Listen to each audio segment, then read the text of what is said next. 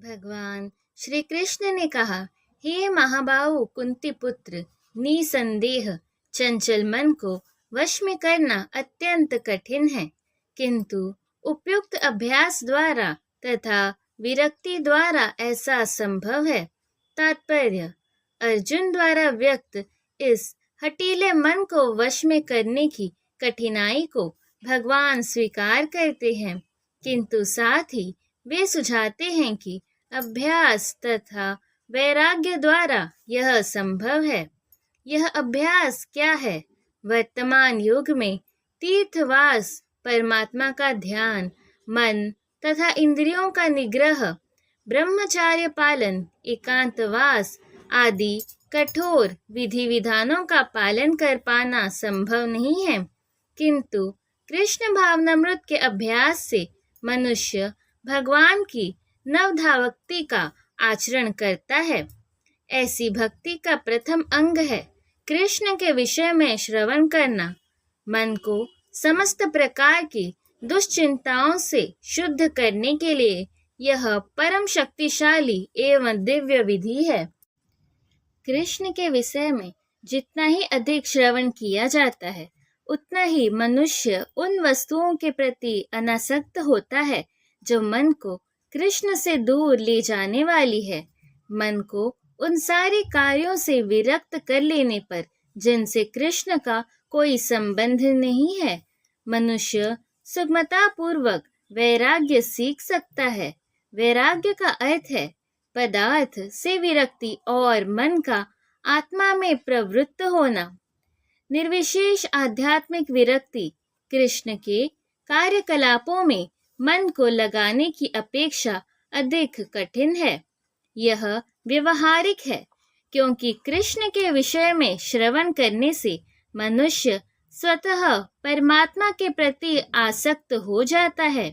यह आसक्ति परेशानुभूति या आध्यात्मिक तुष्टि कहलाती है। यह वैसे ही है जिस तरह भोजन के प्रत्येक कौर से भूखे को तुष्टि प्राप्त होती है। भूख लगने पर मनुष्य जितना अधिक खाता जाता है, उतनी ही अधिक तुष्टि और शक्ति उसे मिलती जाती है। इसी प्रकार भक्ति संपन्न करने से दिव्य तुष्टि की अनुभूति होती है, क्योंकि मन भौतिक वस्तुओं से विरक्त हो जाता है। यह कुछ वैसा ही है जैसे कुशल उपचार तथा सुपथ्य द्वारा रोग का इलाज। अतः भगवान कृष्ण के कार्यकलापों का श्रवण उन्मत्त मन से का कुशल उपचार है, और कृष्ण को अर्पित भोजन ग्रहण करना रोगी के लिए उपयुक्त पथ्य है। यह उपचार ही कृष्ण भावनामृत की विधि है।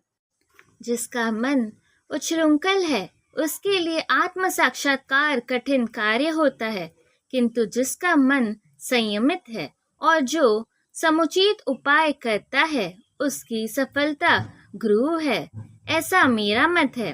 तात्पर्य: भगवान घोषणा करते हैं कि जो व्यक्ति अपने मन को भौतिक व्यापारों से विलग करने का समुचित उपचार नहीं करता, उसे आत्म साक्षात्कार में शायद ही सफलता प्राप्त हो सके। भौतिक भोग में मन लगाकर योग का अभ्यास करना मानो अग्नि में जल डालकर उसे प्रज्वलित करने का प्रयास करना हो। मन का निग्रह किए बिना योगाभ्यास समय का उपव्यय है। योग का ऐसा प्रदर्शन भले ही भौतिक दृष्टि से लाभप्रद हो, किंतु जहाँ तक आत्म साक्षात्कार का प्रश्न है, ये सब व्यर्थ है। अतः मनुष्य को चाहिए कि भगवान की दिव्य प्रेमा भक्ति में निरंतर मन को लगाकर उसे वश में करे। कृष्ण भावनामृत में प्रवृत्त हुए बिना मन को स्थिर कर पाना असंभव है। कृष्ण भावना भावित व्यक्ति बिना किसी अतिरिक्त प्रयास के ही योगाभ्यास का फल सरलता से प्राप्त कर लेता है, किंतु योगाभ्यास करने वाले को कृष्ण भावना भावित हुए बिना सफलता नहीं मिल पाती। अर्जुन ने कहा, हे कृष्ण, उस असफल योगी की गति क्या है जो प्रारंभ में श्रद्धा पूर्वक आत्म साक्षात्कार की विधि ग्रहण करता है, किंतु बाद में भौतिकता के कारण उससे विचलित हो जाता है और योग सिद्धि को प्राप्त नहीं कर पाता। तात्पर्य: भगवत गीता में आत्म साक्षात्कार या योग मार्ग का वर्णन है।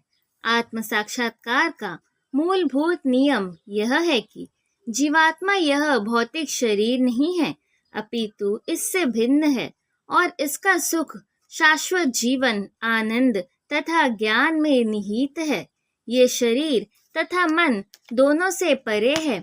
आत्म साक्षात्कार की खोज ज्ञान द्वारा की जाती है। इसके लिए अष्टांग विधि या भक्ति योग का अभ्यास करना होता है। इनमें से प्रत्येक विधि में जीव को अपनी स्वाभाविक स्थिति, भगवान से अपने संबंध तथा उन कार्यों की अनुमति प्राप्त करनी होती है जिनके द्वारा वह टूटी हुई श्रृंखला को जोड़ सके और कृष्ण भावनामृत की सर्वोच्च सिद्ध अवस्था प्राप्त कर सके। इन तीनों विधियों में से किसी एक का भी पालन करके मनुष्य देर सवेर अपने चरम लक्ष्य को प्राप्त होता है। भगवान ने द्वितीय अध्याय में इस पर बल दिया है कि दिव्य मार्ग में थोड़े से प्रयास से भी मोक्ष की महती आशा है। इन तीनों में से इस युग के लिए भक्ति योग विशेष रूप से उपयुक्त है, किंतु क्योंकि इस साक्षात्कार की यह श्रेष्ठतम प्रत्यक्ष विधि है, अतः अर्जुन पुनः आश्वस्त होने की दृष्टि से भगवान कृष्ण से अपने पूर्व कथन की पुष्टि करने को कहता है। भले ही कोई आत्म साक्षात्कार के मार्ग को निष्ठापूर्वक क्यों न स्वीकार करे, किंतु ज्ञान की अनुशीलन विधि तथा अष्टांग योग का अभ्यास इस युग के लिए सामान्यतया बहुत कठिन है। अतः निरंतर प्रयास होने पर भी मनुष्य अनेक कारणों से असफल हो सकता है।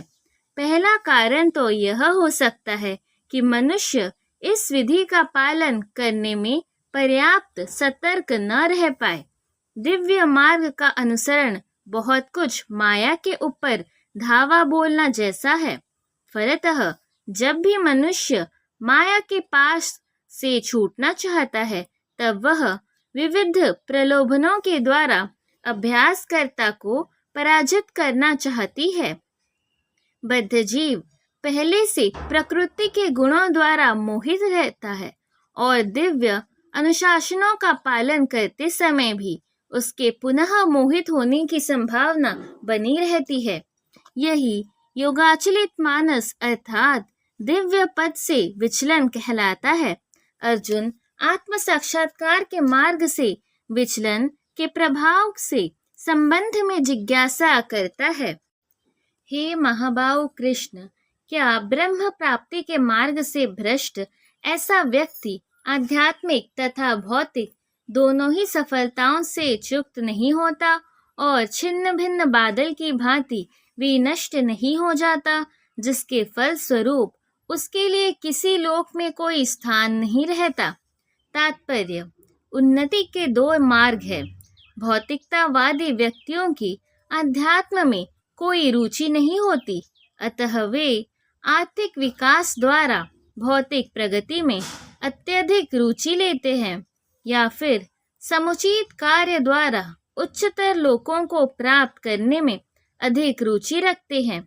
यदि कोई अध्यात्म के मार्ग को चुनता है, तो उसे सभी प्रकार के तथाकथित भौतिक सुख से विरक्त होना पड़ता है।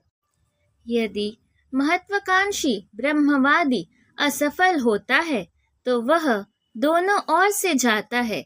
दूसरे शब्दों में, वह न तो भौतिक सुख भोग पाता है, न आध्यात्मिक सफलता ही प्राप्त कर सकता है। उसका कोई स्थान नहीं रहता। वह छिन्न भिन्न बादल के समान होता है। कभी कभी आकाश में एक बादल छोटे बादल खंड से विलग होकर एक बड़े खंड से जा मिलता है, किंतु यदि वह बड़े खंड से नहीं जुड़ पाता, तो वायु उसे बहा ले जाती है और वह विराट आकाश में लुप्त हो जाता है। ब्रह्मणः पति ब्रह्म साक्षात्कार का मार्ग जो अपने आप को परमेश्वर का अभिन्न अंश जान लेने पर प्राप्त होता है, और यह परमेश्वर ब्रह्म परमात्मा तथा भगवान रूप में प्रकट होता है। भगवान श्री कृष्ण परम सत्य के पूर्ण प्राकट्य है।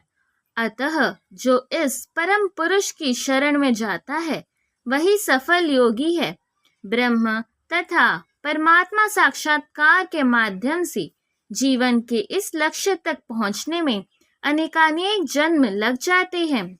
अतः दिव्य साक्षात्कार का सर्वश्रेष्ठ मार्ग भक्ति योग या कृष्ण भावनामृत की प्रत्यक्ष विधि है।